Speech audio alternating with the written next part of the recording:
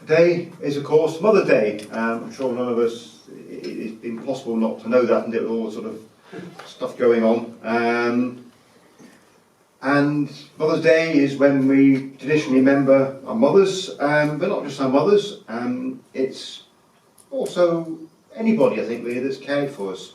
Either now or in the past. And we sort of celebrate the fact that, there are people that have cared for us maybe when we were young, just bringing us up, or even still today, care for us in one way or another. So we're going to do what has been traditional, giving out some daffodils, just as a token for that thing. It's great that we can do this again, because it's been 2 years now. In fact, I've never been here when it's been done. That's how long ago it was. Last 2 years, of course, we couldn't do that because of COVID. We'd all been worried about. Well, I think we're actually meeting, I think, weren't we, the last 2 years now. We've been disinfecting the stems and all sorts of things. But fortunately, we seem to be moving out of that now, which is fantastic. So we'll give out the daffodils.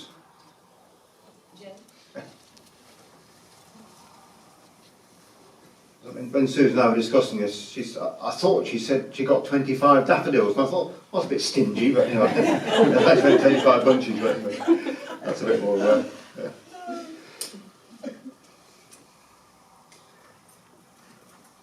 I thought, as it's Mother's Day, it's appropriate that today remember that Jesus said, I am the Good Shepherd. I think Jake just finished his game now. Too late now, Jake. I know what it's like though when I get engrossed in a computer game. I mean, it's just full. It's appropriate, talking about Jesus being the Good Shepherd. This is because as our shepherd, Jesus looks after us and he cares for us, like any good mother cares for her children. And just like a good mother knows what's best for her children, and I know that even shortly before my mother died, she was still telling me what to do. She knew, still adamant that she knew but was best for me, and that she may well have been right. A good mother always thinks she knows what's best for her children, and she's usually right. She does. And what's more, a mother, especially when the child is younger, will do their best to lead her children to what's good for them, and help them to avoid what's bad. And just in the same way, Jesus knows what's best for us, and he leads us to it. You might wonder why Jesus compared himself to a shepherd, when surely sheep look after themselves, don't they? I mean, they just sat in the field eating grass all day, or they just up on the hillside looking after themselves, surely. I thought, we think, what an easy job being a shepherd. But actually, of course, there is actually a lot of hard work, especially around lambing season, when they will be sheared, when they need to be disinfected and fed during the winter months and all sorts of things. So actually, it's quite a hard job. And at the time of Jesus, being a shepherd was even more full on, because they actually led the sheep every day, just walking in front of them, calling their sheep, and they came out, and the shepherd took them to where he knew there was good pasture, maybe something to drink, and then kept them safe from wolves and whatever, and then led them back in the evening. And of course, remember, in that area where Jesus was, and Israel, it was very dusty, very dry and dusty often, and so he wouldn't just be saying, there you go, sheep, loads of grass to choose from. It may well have been just certain areas down by the streams and stuff where there was plenty of grass. The reading is from John chapter 10, verse 11 to 18. I am the Good Shepherd. The Good Shepherd lays down his life for the sheep. The hired hand is not the shepherd and does not own the sheep. So when he sees the wolf coming, he abandons the sheep and runs away. Then the wolf attacks the flock and scatters it. The man runs away because he is a hired hand and cares nothing for the sheep. I am the Good Shepherd. I know my sheep, and my sheep know me. Just as the Father knows me, and I know the Father, and I lay down my life for the sheep.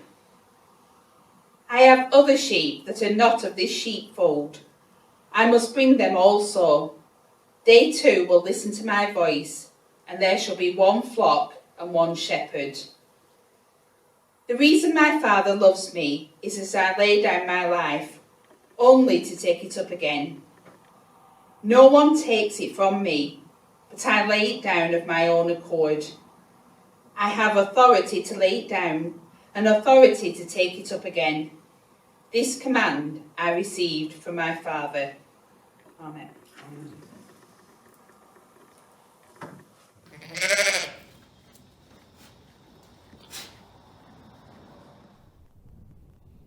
So here we are in the great outdoors. For those who don't know me, I'm Sumsion the Rector of Holcombe and Hawkshaw, and I've got the job of looking after the folk at Emmanuel Church Centre, St Mary's Hawkshaw and Emmanuel Holcombe. And it is a great job indeed. This week we're continuing to look at the I am sayings of Jesus, recorded in John's Gospel, that account of Jesus' life and teaching. And with several under our belt, we are week 4 or 5 or something like that. Does it matter how many we've done? Well, for this week, Jesus perhaps would be the first to say that counting is good. Jesus told the parable of the shepherd who had 100 sheep. And missing one, he went off to find the one that was missing. He went searching high and low until he could bring his lost sheep home. And when he found it, the shepherd had a party with his friends and neighbours to celebrate. That familiar and memorable parable was a story to illustrate the love that God has for us and the care that he brings to helping his people find their place in his kingdom. But it all starts with a shepherd who can count, because every one of his sheep is important and in need of his care. So as we look at John 10 and Jesus' statement, I am the good shepherd, this is sermon number 5 in our series, and we've definitely got 2 more still to go. The last time I spoke about shepherds was just before Christmas, and I probably deservedly got a bit of feedback from the shepherds in the congregation for shepherd bashing. I'd been sort of pointing out that the rough and ready, tough as nails characters that were the shepherds around Bethlehem weren't necessarily the people you would first want to see in the maternity wing of your stable or other place to keep animals, just after delivering your firstborn son. So to right the balance a bit, today we see Jesus using those great qualities of good shepherds to help us understand his care for the people in the world. On the West Pennine Moors and the farms on their edges, we're just coming into lambing season, undoubtedly the busiest time of year for shepherds. So what's their role? What do they get up to? What sort of things do you think a good shepherd does? And what's the difference between a good and a bad shepherd? You might like to take a moment to ask the people around you some of those questions.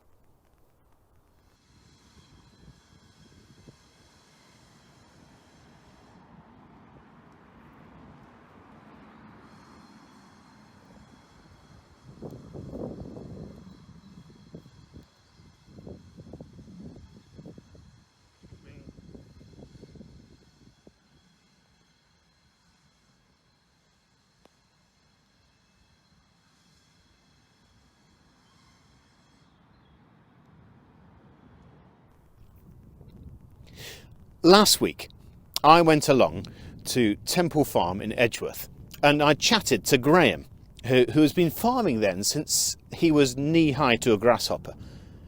The Texels and Sherraway crossbreeds that he farms are softer, more high maintenance than the more rugged moorland breeds such as Swaledales and Herdwicks. And so the fences need to be kept in order, both to keep the sheep in and unwanted creatures out.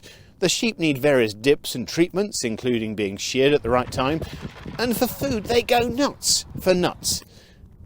But grass is a good start. So the pasture needs maintaining and hay gathering in. They need then food and water, protection, shelter from the more extreme weather, and special care at key moments in their lives. And these are the things that a good shepherd provides. But I suspect that of all the answers you might have come up with, dying for the sheep wasn't part of it. So when Jesus says that he is the good shepherd who lays down his life for the sheep, he's being quite extreme. I can see that the shepherd who owns and is therefore fully invested in the sheep will do more for them than the hired hand, as Jesus points out in our reading, and that might even involve quite a bit of risk. As we discovered when looking at I Am the Gate, back in Jesus' day in Palestine, sleeping across the entrance to the sheepfold at night will bring protection to the sheep. But most shepherds, even then, wouldn't expect to die doing the job.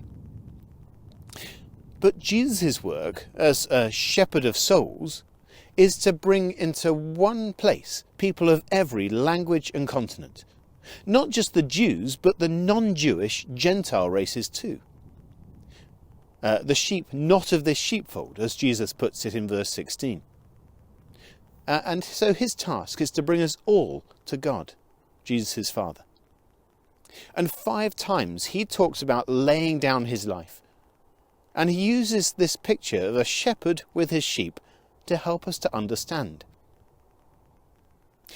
So what we need to understand, what we need to know, is that when sorting out our own place in heaven, we are about as capable as a sheep faced with a wolf. When it comes to defence, sheep are fairly useless. A mother sheep might steer her lambs away from threats and might occasionally butt or nip, but against a determined attack from a big carnivore, well, there's only going to be one winner. And that's where a shepherd, fully invested in the life of his sheep, will do more. Will step into the place between wolf and sheep with the hope and indeed expectation of coming off better. The shepherd is the strong man who can rescue his sheep from what would otherwise be death and destruction. So when Jesus talks about being the good shepherd and laying down his life, it helps us to picture a battle in which Jesus knows, well, he knows that he's going to die, but in which he will also defeat the wolf. The wolf here is the powers of darkness at work in the world and in our lives. It's the sin that separates us from a holy God and the death that is its consequence. Jesus steps in to deal with all of that. This is the story of Good Friday and of Easter, of cross and of resurrection. And these are the things for which we need Jesus, and no other will do. We need his care, his protection, and for him to step into a battle that we cannot win without him. This Lent we have the opportunity to say yes, for the first time or for the umpteenth time, to Jesus, to let his care and protection fall on us, rather than us trying to face the wolf alone. And so, if Jesus is the Good Shepherd, what does he expect from his sheep? Well, on one level, it is just to do what we always have. We are not, as sheep in this image, expected to defeat wolves. But in our Bible reading today, Jesus mentions 2 things. Firstly, Jesus says that his sheep know him. What are you going to do this week to know Jesus more? In this, there is no substitute for time hearing and reflecting on the gospel accounts of his life and ministry. As we do that, Jesus, by his Holy Spirit, speaks into our lives. Which brings us to the second thing Jesus mentioned. His sheep listen to his voice. Last year, I watched from the hillside at Coulton as a flock of sheep followed their shepherd across a field, through a gate, and into the next field. With the occasional call, the entire flock followed. How are you going to listen to Jesus' voice? And what are you doing to follow in the direction that he shows us? This is far more than just being nice. This is about having a relationship with the living Jesus, so that his words will steer the course of your life. We are called by Jesus to live increasingly more like him each day. And so, reading the Bible, and then letting it sink in. And then prayer both as words to God, but also as time to let him speak to you. As I said, we are not expected to defeat wolves. But elsewhere, Jesus does tell his followers to take up their cross, to follow him. Following Jesus is not always an easy path, and so we need his help for the journey as well as for securing the destination. Today is Mothering Sunday. Mothering Sunday was traditionally about Mother Church, a time to reflect on the role that the church, being God's people gathered together, the role that the church has in bringing the care of God home to each of us. And perhaps Jesus, the Good Shepherd, is an apt reminder of this. These days the focus tends to be more on the role of mothers and opportunity to express love for our mums, which is a good thing to do, and which inevitably mean that for a wide range of reasons, some find it harder to think about than others. So perhaps there's good reason to reclaim some of that more traditional understanding of the day. Today, you are loved by God, who in the person of Jesus steps into the tough places in our lives, to see us through to a place of eternal safety and hope. He has already defeated the worst the powers of darkness could throw at him, and he invites us to walk in the peace and security of following him, our Good Shepherd. And in the church, we have the help of his people to strengthen us and to encourage us along the way. David, Israel's second king, but a former shepherd, talked of his confidence in the God who looked after him in difficult times. And so he wrote in Psalm 23, and it goes like this: "The Lord is my shepherd, therefore I lack nothing. He makes me lie down in green pastures. He leads me beside quiet waters. He refreshes my soul. He guides me along the right paths for his name's sake. Even though I walk through the darkest valley, I will fear no evil. For you are with me. Your rod and your staff, they comfort me. You prepare a table before me in the presence of my enemies. You anoint my head with oil. My cup overflows. Surely your goodness and love will follow me all the days of my life, and I will dwell in the house of the Lord forever." And so Jesus promises that he will never leave us or forsake us, that he will be with us every step of the journey. So this week, let's walk with him. Let us listen to his voice, and let us follow where he leads, the one who is our Good Shepherd. Amen.